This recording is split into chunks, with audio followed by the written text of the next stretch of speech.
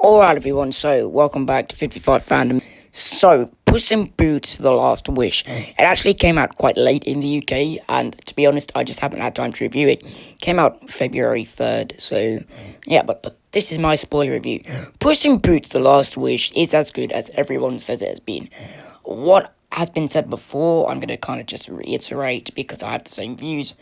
And I have some nitpicks. Let's get into it. Number one, Antonio Banderas. He's doing great and he's having a fun time doing it. This guy is just enjoying being Puss. And he's great being Puss. Probably one of his best performances. It's a load of standout lines from Puss in Boots. Obviously singing, "Who is your favourite FeArLlEs HeRo?" Just fantastic. Kitty Soft's Paws. Same can be said for Salma Hayek. She's just having fun. Every cast member in this is just having fun with the voice acting and not taking it too seriously, which I really respect because it's a talking cat in boots. How serious can you actually take this? Perito was a great new companion to Puss. He was so funny. "You want to rub my belly?" That was so funny, and how he describes his funny backstory is just so funny. And then when Baby Bear and Goldilocks are just roasting each other, he comes in with the effing blind in the "You're a beep and a little beep with a beep." That is so funny. I'd love an uncensored version to that. But I love how the film deals with death and Puss accepting death and accepting, not taking those 9 lives. I love that arc, and I love that he had a panic attack, and I love that every time the wolf whistle comes up, Puss, his hairs start to stand up, because Puss in Boots, for once, he is scared to death. He is scared of death. He is scared to death, because he's scared of death itself. He's scared of dying. He's scared of losing the gift of life.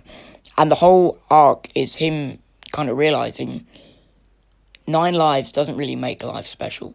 It's not 9 lives that makes, your life special, Puss. It's 1 life. And if you live that 1 life amazingly well, that could be worth so much more than just having 9 lives. Because it adds much more value to your life. And, the wolf puts it best himself. "I came to get an arrogant little legend who thought he was immortal. I don't see that anymore." I also loved the wolf in particular. I found him charming. I do wish there was more of him, though. Goldilocks and the 3 Bears, though I really liked them, I really kind of don't think they were kind of needed in this film, but I did like the plot they gave them. Goldie trying to have a family that's just right, that's human. I connected with that quite a bit, and then she says, "Oh, I actually have a perfect family right in front of me," and I found it very heartwarming that the bears were willing to help her, even though she was trying to get rid of them. Little Jack Horner wasn't needed. Don't like the character. Hate him. He wasn't even advertised in the trailers. Little Jack Horner was not needed in this film. Hated him. Don't want him. Cut him. He kind of brought the film down a bit for me. The animation, I will say the animation is so refreshing. Just like Spider-Verse, beautifully animated. And just the texture on the fur, just lovely. And the kind of camera angles and the shots they do in this film are just really unique. Like when Puss is fighting the giant, it's just like the camera spins up, it goes down, it goes side, it goes to the other side. It's great, and it's so refreshing. Obviously, Shrek 5 gets teased. We'll probably be getting that. I think what they're going to do is push out Kung Fu Panda 4. After that, they'll probably announce a Shrek 5. And hopefully, a Bad Guys 2.